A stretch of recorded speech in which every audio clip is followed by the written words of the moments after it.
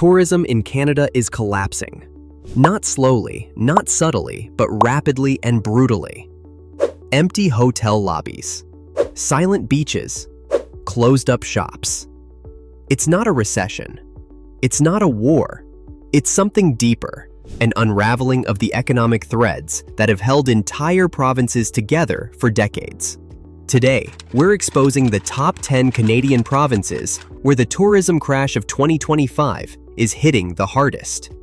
And trust me, some of them will shock you. If you think your province is safe, you might want to think again. Let's dive in. Number 10, Saskatchewan. On fire and forgotten. In Saskatchewan, the 2025 wildfire season hasn't just burned forests, it's torched tourism revenue too. Peak travel season has turned into peak evacuation season. Entire towns built around festivals, nature lodges, and hiking trails are watching their businesses collapse. Hotels are empty, campsites are deserted. Local economies that rely on visitors to survive the summer months are now hanging by a thread. And this is just the beginning. With wildfires becoming more intense every year and no federal recovery plan in sight, Saskatchewan's tourism sector could be heading for permanent disaster. Number 9, Nova Scotia. Smoke on the water. Once a favorite summer escape, Nova Scotia is now choking under wildfire smoke and choking off its tourism in the process. Cruise ships are skipping port, lobster shacks are closing early, and bed and breakfasts that once required early bookings are now begging for guests. Tourism once employed 1 in 10 people here. Now, without reliable summer seasons, that number is plummeting. The real danger: if the wildfires keep returning and air quality doesn't improve, this could become the new normal. Nova Scotia isn't just losing tourists, it's losing its identity. Number 8, Ontario. The giant is slipping. When Ontario starts to stumble, the entire nation feels it. Toronto's hotels are seeing booking drops of over 15%. Niagara Falls, once flooded with American tourists, is now nearly deserted. Border traffic from the US is down by more than 35%. What's happening? Rising inflation, strained US-Canada relations, international air arrivals drying up. Ontario, home to 700,000 tourism-related jobs, is in crisis. From Kingston to Muskoka, the ripple effects are undeniable. Guided tours are shutting down. Festivals are canceled. Even weekend crowds in downtown Toronto are vanishing. If Ontario, the tourism engine of Canada, can't recover, who can? Number 7, Prince Edward Island, the island no one's visiting. PEI may be small, but its tourism crisis is massive. The beaches are quiet, the ferries are half empty. Lobster festivals are getting canceled. Prince Edward Island built its economy around being a seasonal paradise, and now that paradise is losing its appeal. Rising gas prices and airfare costs are keeping domestic travelers away. International visitors, nearly non-existent. Local shop owners say 2025 is their worst season in a decade. And for a province where 1 in 10 jobs rely on tourism, that's catastrophic. If the tourists don't come back soon, PEI could face an identity crisis it's not ready to solve. Number 6, Alberta. Adventure turned apocalypse. Imagine planning a trip to the Rockies and ending up stuck in wildfire evacuation alerts. That's the reality in Alberta right now. Jasper and Banff, once packed with hikers and nature lovers, are seeing hotel closures, not due to full bookings, but due to fire danger.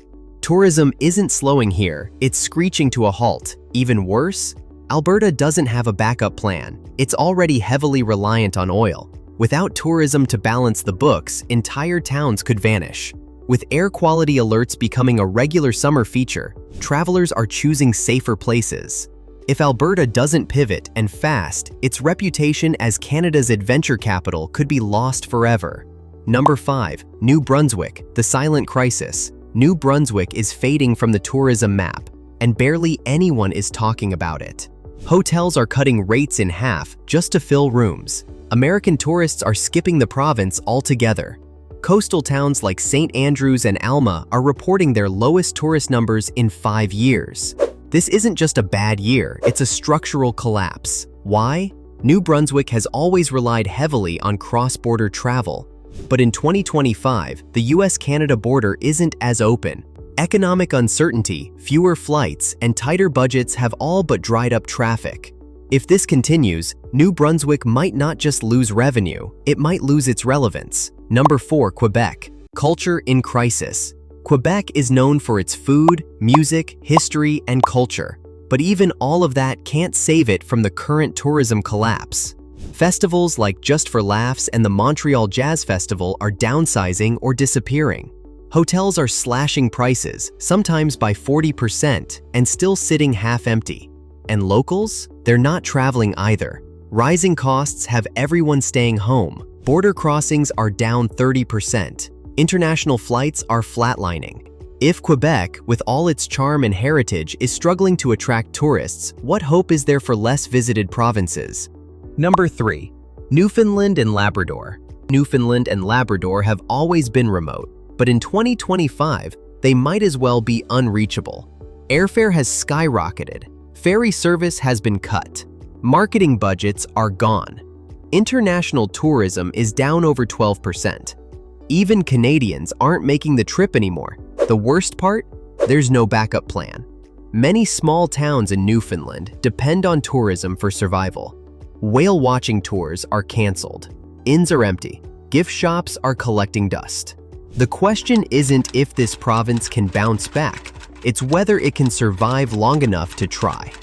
Number 2. British Columbia. Smoke signals of collapse. British Columbia used to be Canada's tourism crown jewel, not anymore.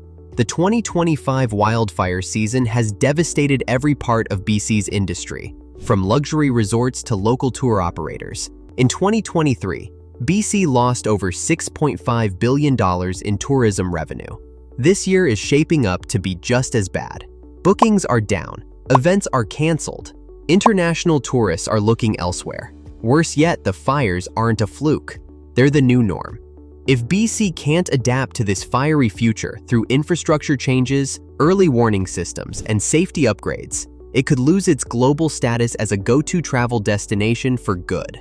Number 1. Manitoba, the ticking time bomb. You probably didn't expect Manitoba to top this list. But the numbers don't lie. Tourism here has been in free fall for years, and 2025 has only accelerated the crisis. With 40% of jobs disappearing during the off-season, an overdependence on public sector employment, and 25,000 young people fleeing the province annually, Manitoba is crumbling. Add in a weak private sector, unpredictable farming seasons due to climate change, and vulnerable mining operations, and you've got a disaster in the making. Tourism used to offer a small lifeline, but that too is drying up. What happens if Ottawa cuts transfer payments? What if mining collapses or another climate disaster hits agriculture? The scary answer? Manitoba could become Canada's first failed province. Conclusion: the bigger picture. So there you have it. From PEI's silent beaches to BC's choking smoke, tourism in Canada is collapsing and taking communities down with it. These aren't just stats on a screen. These are real towns, real jobs, and real people losing their livelihoods. But now, I want to hear from you. Which of these shocked you the most? Are you living in one of these provinces?